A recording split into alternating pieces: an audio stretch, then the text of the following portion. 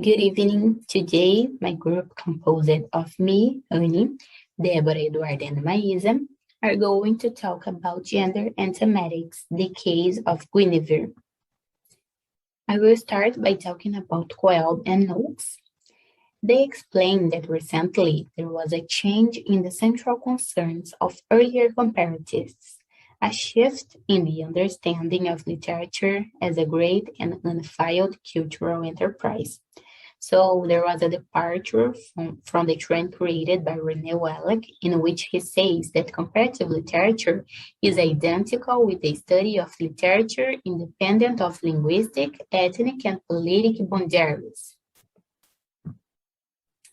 Então, Coelho e Noakes, eles se afastam da abordagem da universalização. Essa abordagem vê a literatura como uma força enobrecedora para a humanidade e que tem o poder de elevar quem entra em contato com essa literatura. Então, Coelho e Noakes, eles se afastam dessa abordagem e se aproximam da relação entre teoria literária e estudo comparativo. Eles se aproximam, mais da teoria literária e estudo comparativo, porque eles tinham o desejo e o objetivo de fazer uma literatura comparada que estivesse em harmonia com as tendências do século XX. Como eles focaram na teoria literária e estudo comparativo, o estudo de movimentos e temas, que era estudado por eles anteriormente, ficou em segundo plano, porém o texto fala que o estudo de movimentos e temas não foi esquecido e continua sendo estudado em muitas outras áreas atualmente. Continuando. Sigebert Brouwer devotes a chapter of his book to discuss themes and prefigurations. He focused on 5 subjects. The first one, perennial human problems and patterns of behavior, then recurring modifiers, recurrent situations, literary representation of types, and literary representation of named personages. So Brouwer mentions that for Raymond Churson, the most fruitful area is the literary representation of named personages. But Sigebert insists in bringing his opinion about this and points out that the study of themes is very important.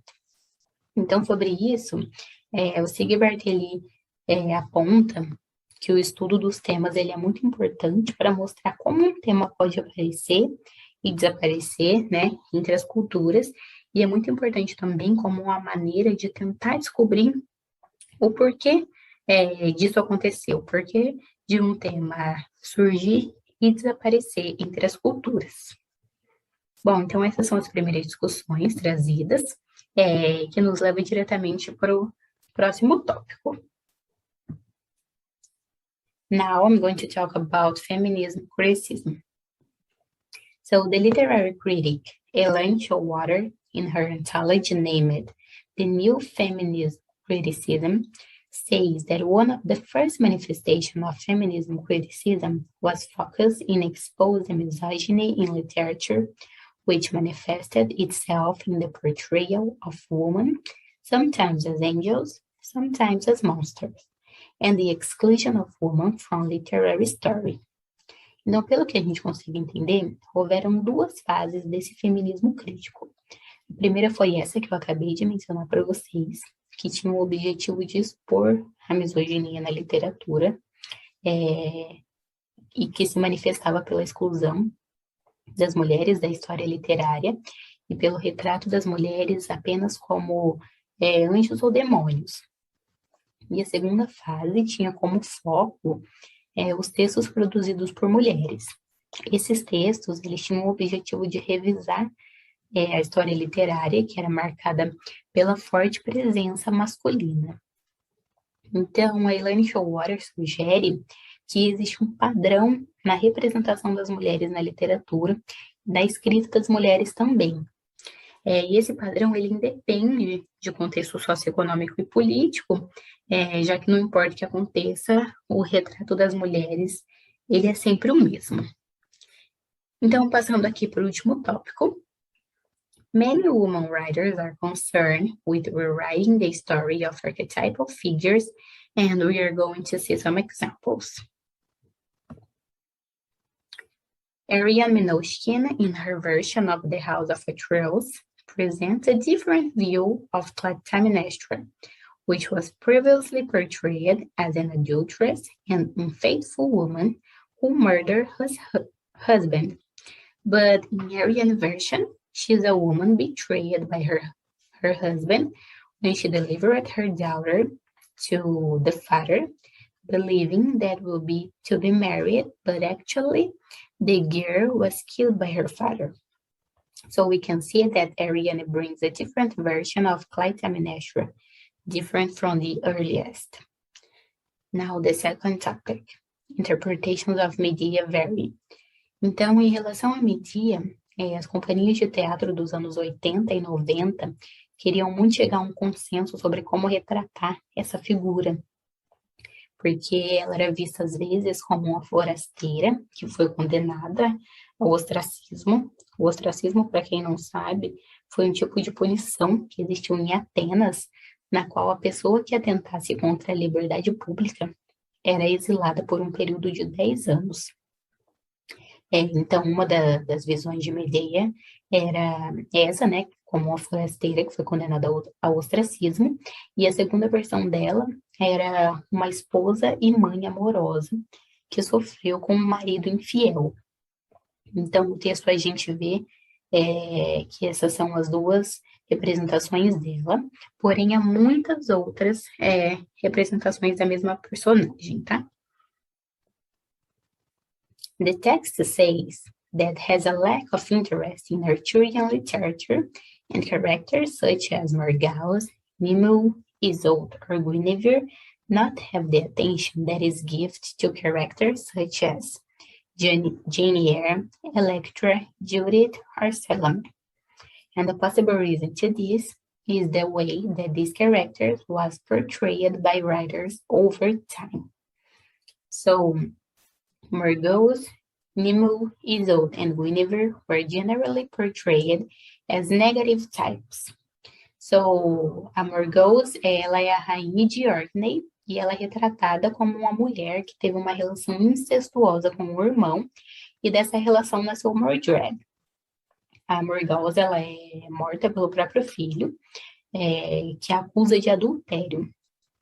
Além disso, ela é geralmente retratada como uma feiticeira. Em algumas culturas, ela simboliza o mal. Então, esse é um pequeno resumo da Morgause. Falando agora da Nimue. So, Nimue is a sorceress and has plans to bring the downfall of forces of goodness. So, she makes Arthur's magician fall in love with her, and then she extracts his secrets of magic. She is also described as a snake woman, besides a sorceress.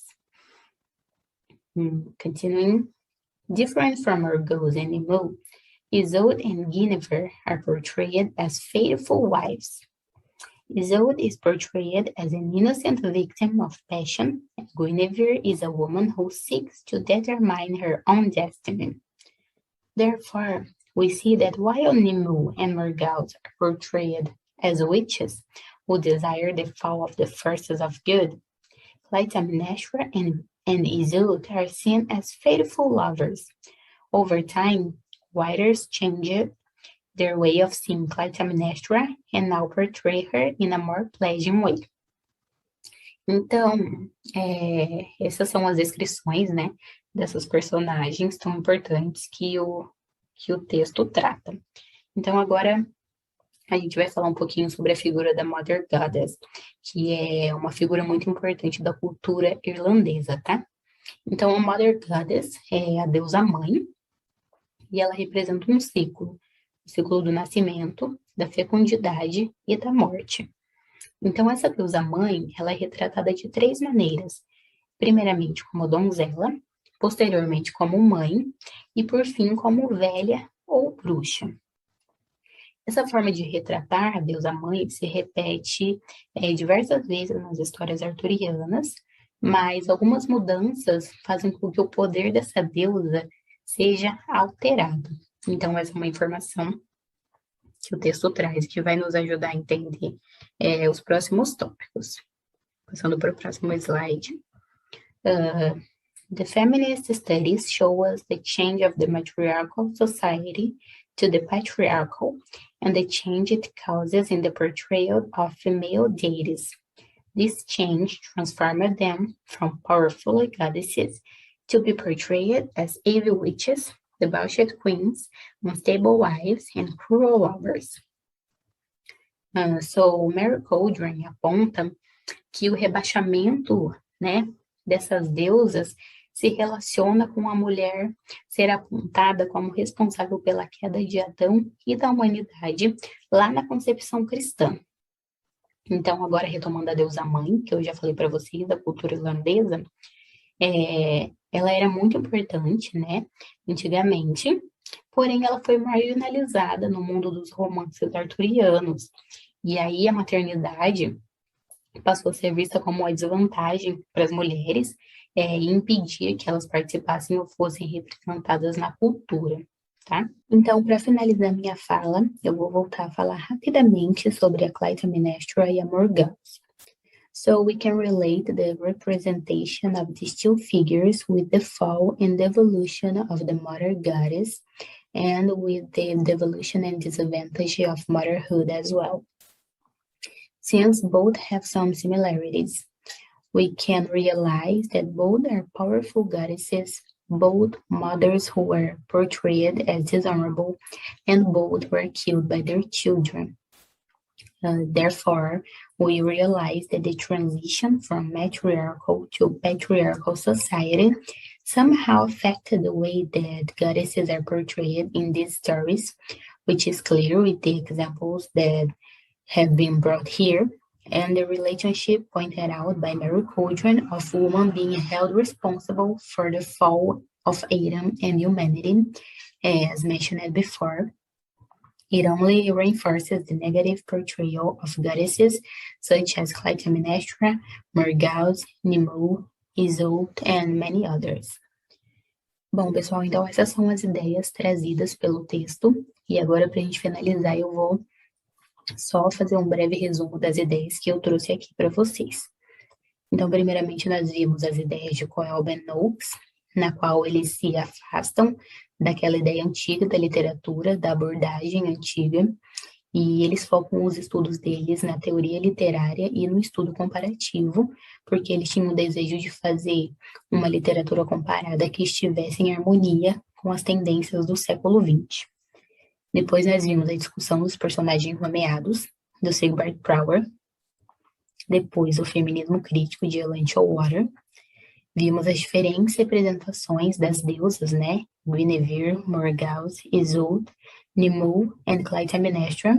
E vimos também o rebaixamento dessas deusas que, de acordo com a Coldren, pode estar relacionado com a responsabilização da Eva pela queda de Adão.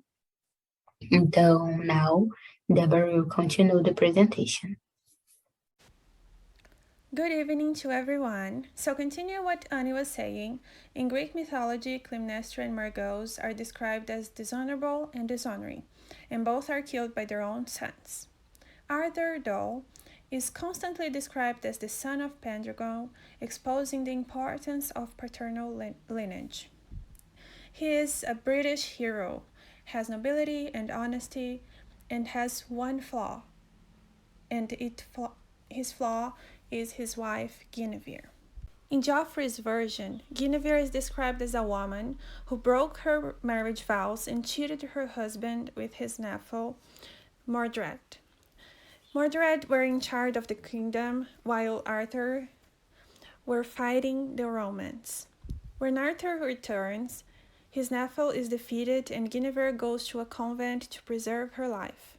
Arthur pursues Mordred and kills him. So, as I mentioned earlier, Arthur was an ideal ruler with one flaw, his wife. Well, different from Geoffrey's version, Chantria's version of Guinevere's betrayal brings an ideal lover, Sir Lancelot, who is described as faithful servant of Guinevere's, and he risks himself to save her. Chantria's version also brings a sympathetic portrait of Arthur. He's not described as a bad person. Therefore, it brings a sympathy from the reader to both characters. In one hand is Lancelot and his love with Guinevere, and on the other side we have Arthur, who is a loyal friend and a loyal husband. Also different from Geoffrey's version, this Guinevere doesn't act so much, but she's acted upon.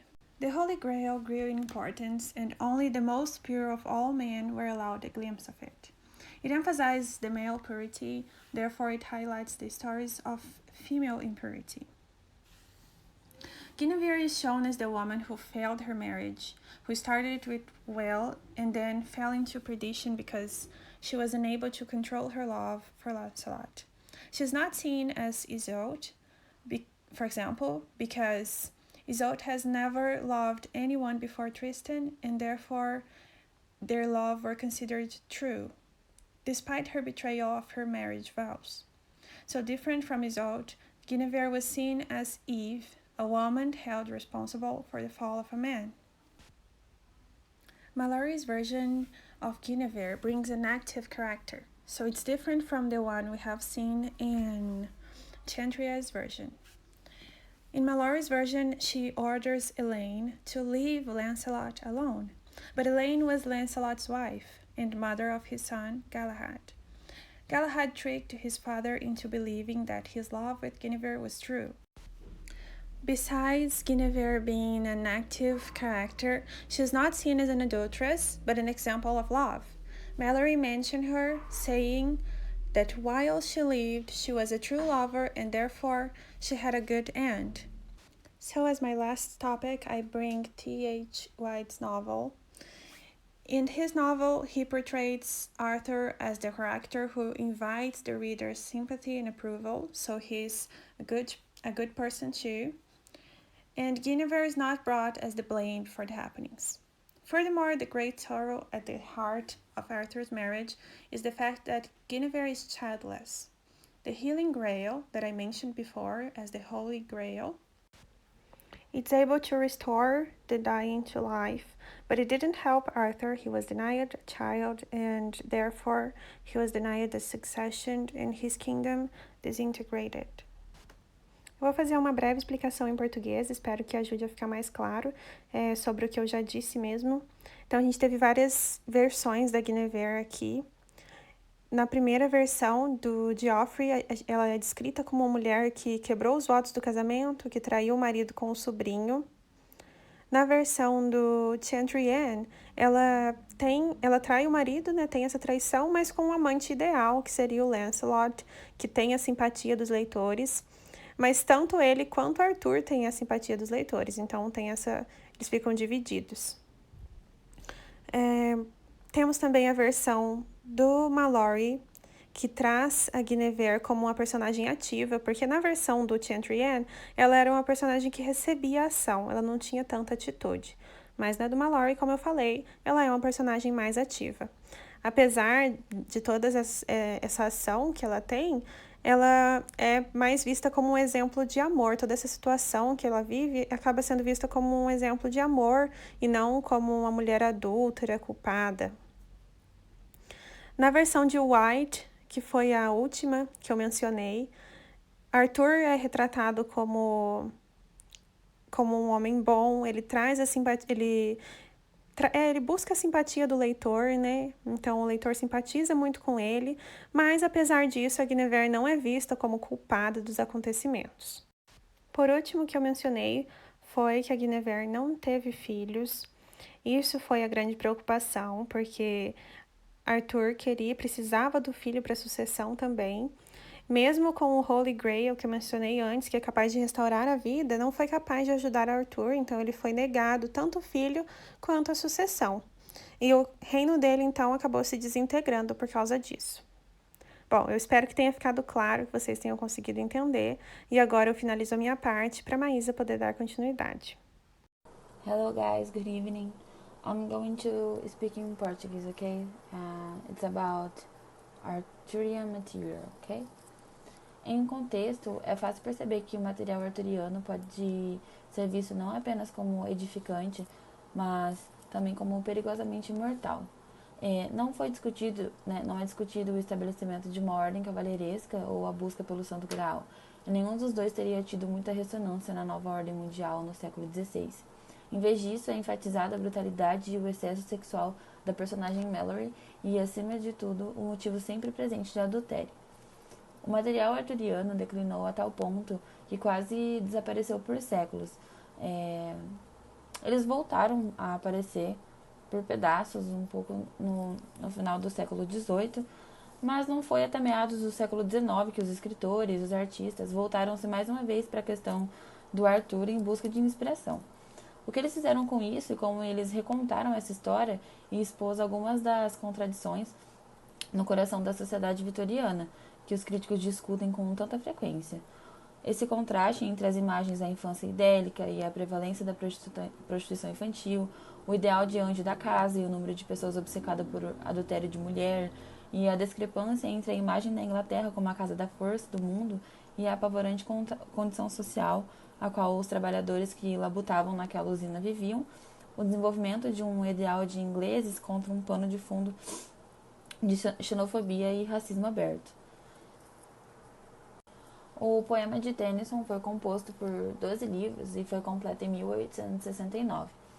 Tennyson baseou muito de seu trabalho em Mallory, mas tinha significados diferentes. Por exemplo, o Arthur dele era uma figura ideal e era desprovido de sexualidade.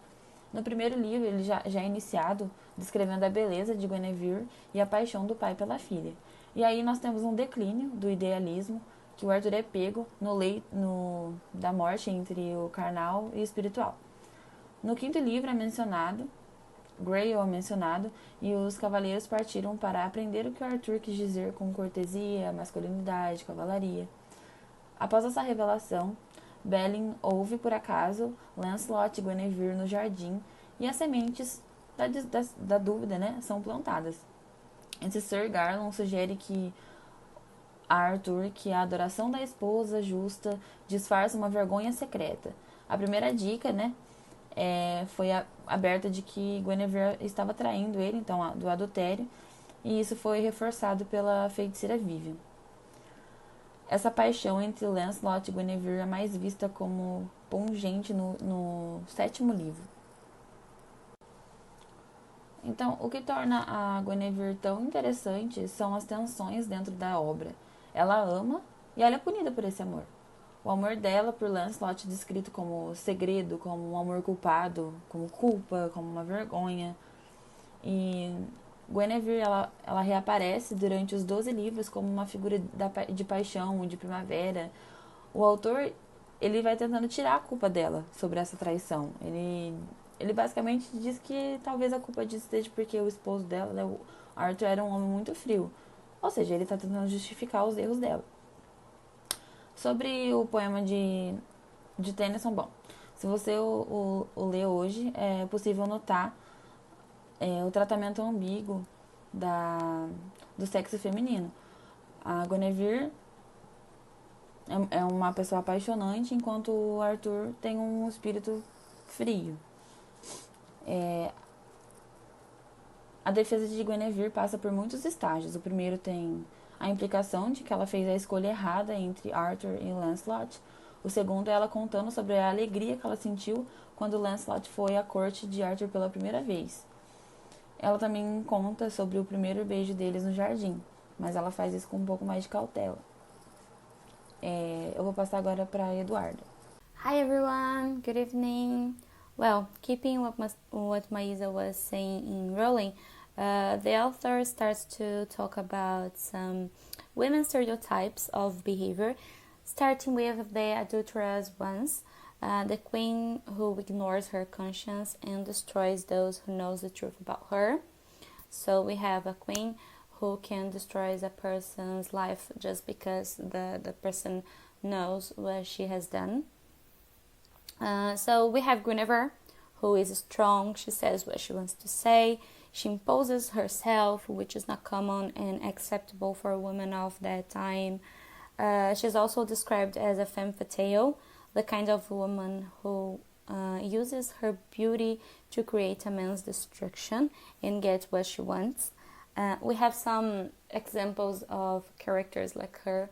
We have Lilith, we have Ellen of Troy, we have some figures from Greek mythology, and all these women are presented to us as powerful but dangerous at the same time, exactly because they always get what they want, which was not considered appropriate for a woman in their time, because a good woman, as we know, was that kind who was married, and worried about her home, about her husband, about her children, and about things related to her family and home. So even if she wasn't happy, she must be a good wife, and she couldn't look for love or happiness, different from her husband, who could have some lovers if he wanted. And that's why Guinevere is considered a dangerous woman, because she wants to be loved and happy, and she goes for it, and she is considered dangerous just because of it, just because she goes for something she wants. In Tennyson's perspective, Guinevere is punished for daring to love, because besides the coldness of her husband, she failed in her duty. So she is punished for daring to love. We have many interpretations of Guinevere, and all over them reveals changes in literature and in ideology, especially about the sanctity of marriage and the ideal of wife. Also, the figure of Guinevere derives from the Celtics goddesses, which make us notice we move away in time from religious origins. But besides it, Guinevere was still compared to Eve by the Christian ideology of the age. Another point is the reconstruction of the horizon of expectations, like how a reader of that day viewed and understood and received the text, and what was the intention, the purpose behind that work that was created by the writer. So we can see how the interpretations of a text can be different in each age, and how the writers become products of their own time by the expectations of their readers, by the expectations of their public. With this in mind, writers follow what is happening in their society at the moment to create stories that can attend the expectations of their public, of their readers. That's why now we can find works where Guinevere is not the powerful woman in a bad way, or she's not considered convicted anymore for her acts, because now we have the feminist movement which fights for women's right. So people and society, most of people in society don't accept that Guinevere is treated or analyzed as a bad woman just because she's not happy in her marriage, just because she does what she wants, just because she says what she wants to say. So that's the reconstructions of the horizon of expectations. Now Maisa is going to talk about some examples of books. Thank you. Hey guys, now I'm going to talk about the Guinevere's Deception e também sobre a farsa de Guinevere, ok? A trama tem início com Guinevere a caminho de Camelot para se casar com um total desconhecido, que era o rei Arthur. E a missão dela não era apenas se transformar em uma boa rainha, mas também era proteger o Arthur dos perigos que rondavam o reino. Ela foi treinada por Merlin, um velho feiticeiro, só que ela não é quem diz ser. O nome e a identidade real dela eram guardadas as 7 chaves por ela e pelo feiticeiro Merlin. Bom, mas a maneira mais fácil dela se misturar era se casando com o Arthur sem levantar suspeitas. E esse foi um plano que o rei sabia e ele concorda, então ele se casa com ela, assim como eles planejaram. E a partir daí, ela tem acesso garantido ao castelo e a todo o reino que é governado pelo rei. Então ela dá o início ao plano de manter o rei a salvo. E ela mesma, como feiticeira, ela sente nas florestas, nas águas e nas folhas que estão em volta do castelo que a magia está prestes a retornar à lendária Camelot. Então, a farsa de Guinevere é uma história sobre mulheres e seu papel no mito do grande rei Arthur. Há na narrativa aspectos conhecidos na lenda arturiana, como os cavaleiros leais ao rei, o misticismo que envolve Camelot, a dama do lago e toda a magia ao seu redor. Ainda temos alguns combates de escudo e espada, cavaleiros misteriosos salvando jovens em perigo, em floresta mágica, mulheres traçando feitiços, mas a trama ela consegue ir além disso. Ela inclui novidades, onde a princípio existe algo tão certo quanto o fato de que o legítimo rei conseguirá retirar escabulir da pedra. Guinevere ela faz o possível com sua magia, mas chega um momento que tudo que ela pensa sobre quando que o Arthur vai voltar e o que ela vai fazer quando isso acontecer. E isso incomoda um pouco, porque ela fica dependente disso. Ela pode soar inocente, boba, mas tem uma coisa que ela não é sonsa. Guinevere ela tem uma parcela de insegurança, talvez pela maneira como ela foi criada, ou por não se lembrar de momentos importantes de sua vida anterior de Camelot. Hi, it's me again.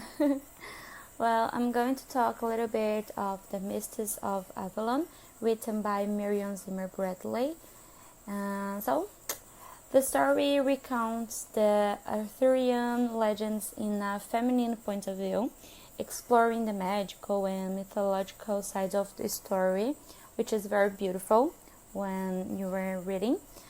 One of the main characters is the famous Morgana, daughter of Igraine and half-sister of Arthur.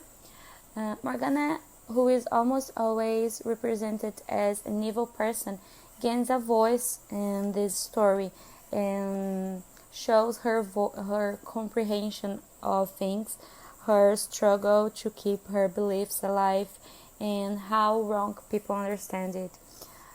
She has a tough, strong, and ironic personality. She makes some mistakes sometimes, and other times she do the right thing, but she never give up from what she believes. She's a great character, and I really like her. The story follows the perspective of many women, but you can also be aware of everything related to Arthur and his knights. The biggest conflict is between the shock of Christian religion and dogmas of the age. We can see how hard it was for women to follow their beliefs because the church considered them witches and didn't accept them.